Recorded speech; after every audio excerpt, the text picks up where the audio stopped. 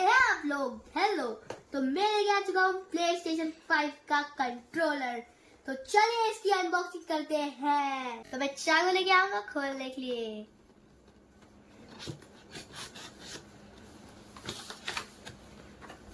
ओहो, इसके अंदर से निकला है एक कागज जो काम का नहीं है, और हम लोग का असली माल आ चुका है बाहर।